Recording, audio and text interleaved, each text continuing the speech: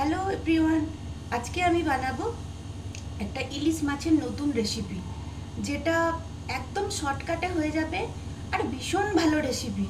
সবাই একবার করে দেখবেন। আগে আমি বানিয়ে দেখাই আমার রেসিপিটা। খুব ভালো রেসিপি, ইনস্ট্যান্ট যদি কেউ বাড়িতে আসে জাস্ট 15 মিনিটসও লাগবে না, একদম শর্টকাট, আর কোনো মশলাপাতিও লাগবে না, খুব তাড়াতাড়ি ইলিশ মাছটা একদম রান্না করা যাবে।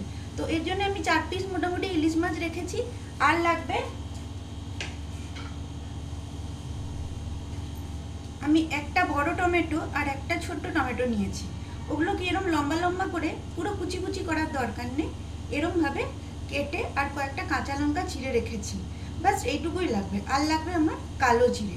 কিন্তু রেসিপিটা এত ভালো হবে, মানে না খেলে বিশ্বাস করা যায় না।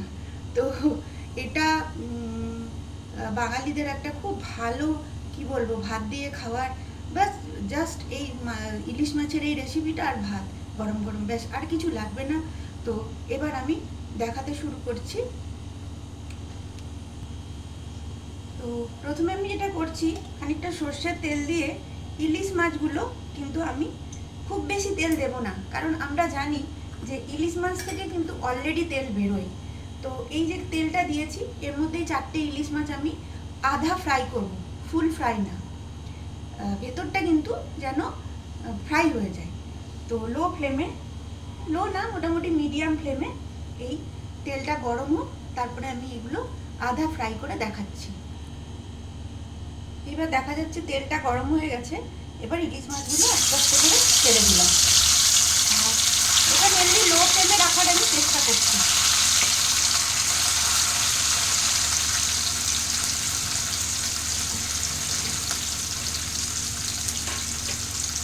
তো ইলিশ মাছগুলো এভাবে আস্তে আস্তে 10 মিনিট একটু হালকা ফ্রাই আমি করে নেব। পুরো কিন্তু লাল লাল ফ্রাই করব না, তাহলে কিন্তু ইলিশ মাছের টেস্টটাই পুরো চলে যাবে। তো এখন ইলিশ মাছগুলো ভাজা হচ্ছে। 10 মিনিট ভাজা হওয়ার পর আমি আবার দেখাচ্ছি। এইবার এই সাইডটা ভাজা হয়ে গেছে, আমি এবার আরেকটা সাইড হালকা করে ভেজে নেব।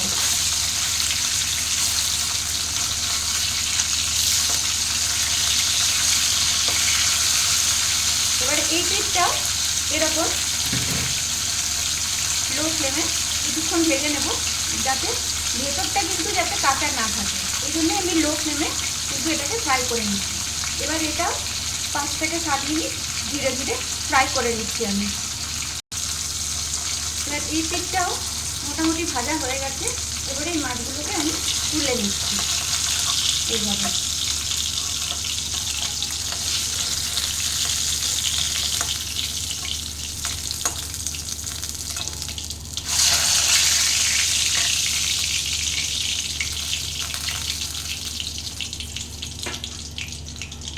এবারে যেটুকু পরিমাণ তেল আছে এটাতেই কিন্তু আমি রান্নাটা করব, কারণ ইলিশ মাছ থেকে আমরা জানি যে অলরেডি তেল বেরোয়। তো এবার এর মধ্যে দিয়ে দেবো একটু কালো জিরে, একটু না বেশ খানিকটাই দিতে হবে কালো জিরেটা, তবেই রান্নাটা ভালো হবে।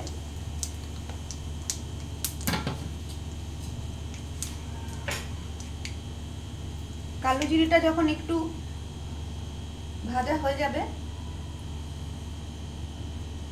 তখন আমি এর মধ্যে টমেটোগুলো সব ছেড়ে দেবো। তাহলে টমেটোগুলো আমি হালকা করে ফ্রাই করে নেব। এবার আমি কি করছি, এই টমেটোগুলোকেও ছেড়ে দিচ্ছি।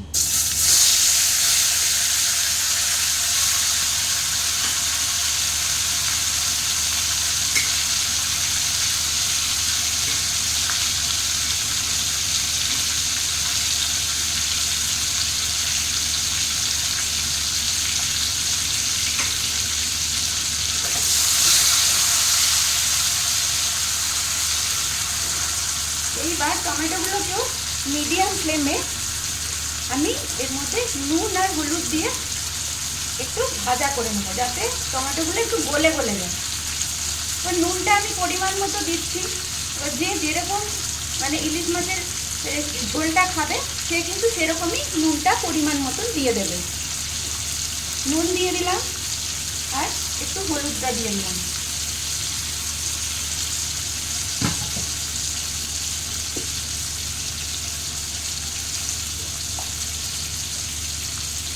দিয়ে দিচ্ছি একটু কাশ্মীরি লাল পাউডার,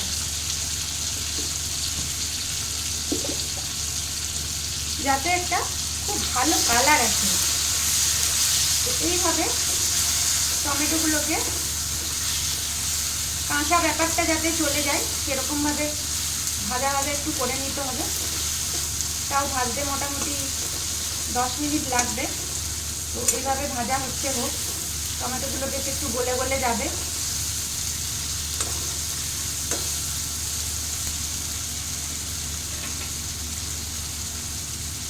এই সময় আমি এই কাঁচা লঙ্কাগুলো দিয়ে দিচ্ছি, চিড়ে রাখা যে কাঁচা লঙ্কাগুলো।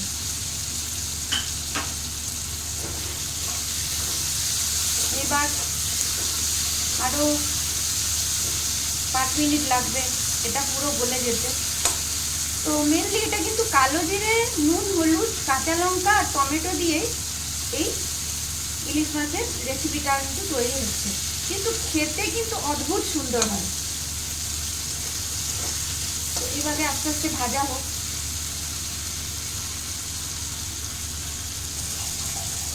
দেখা যাচ্ছে মোটামুটি ভাজা হয়ে এসছে। আরও 2-4 মিনিট আমি ভাজবো, পুরো ব্যাপারটা যেন একটু গলে গলে যায়, মাখামাখি হয়ে যায়। আরও 2-4 মিনিট আমি ভাজছি। মোটামুটি এইরকম ভাজাটা রাখতে হবে, একবারে পুড়িয়ে দিলে কিন্তু চলবে না, খানিকটা আধকাচা ব্যাপারটা থাকবে। এবার আমি কি করব, যতটা আমি ঝোল খাবো ততটা আমি জল ঢেলে দেবো। তো আমরা একটু বেশি ঝোলটা খাই, কারণ এটা ভাতের সাথে ভীষণ ভালো লাগে। তো আমি আমার যতটা ঝোল লাগবে ততটা মোটামুটি জল দিয়ে দিলাম। এইবার এটা বেশ খানিকক্ষণ একটু ফোটাতে হবে, যাতে টমেটোগুলো আরও গলে বেশ ভালো একটা ঝোল হয়। তো এটা আমি ওয়েট করছি, এটার জন্য প্রায় 7-8 মিনিট ওয়েট করতে হবে, যাতে ঝোলটা, টমেটো আর ঝোলটা একসাথে মিশে খুব ভালো একটা ঝোল তৈরি হয়ে যায়। ঝোলটা জাস্ট টমেটোটার সাথে মাখামাখি হচ্ছে, একটু জাস্ট ফুটেছে, আর একটু ফুটলে তারপর আমি মাছগুলো দেব। তো আর একটু ফুটে যাক, যাতে টমেটোগুলো একবারে গলে পুরো এর সাথে ঝোলটার সাথে মাখামাখি হয়ে যাক। ঝোলটা এইভাবে ভালো করে ফুটছে, দেখা যাচ্ছে টমেটোগুলোও ফুটে যাচ্ছে। তো এইভাবে 5 মিনিট কিন্তু ঝোলটা ফুটবে, দেখা যাচ্ছে এইভাবে 5 মিনিট কিন্তু ঝোলটা ধীরে ধীরে ফুটছে। এইবার টমেটোগুলো একটু নেড়ে চেড়ে দেখে নেব যে ঠিকভাবে গলেছে কিনা, নাহলে এইভাবে খুন্তি দিয়ে একটু নাড়াচাড়া করে নিতে হবে। করে নিয়ে বেশ ভালো ফুটছে দেখা যাচ্ছে। এবার মাছটা দিয়েও কিন্তু 5 মিনিট ফোটাবো আমি। মাছগুলো দিয়ে দিলাম, এইবার এটাও কিন্তু 5 মিনিট ফুটবে।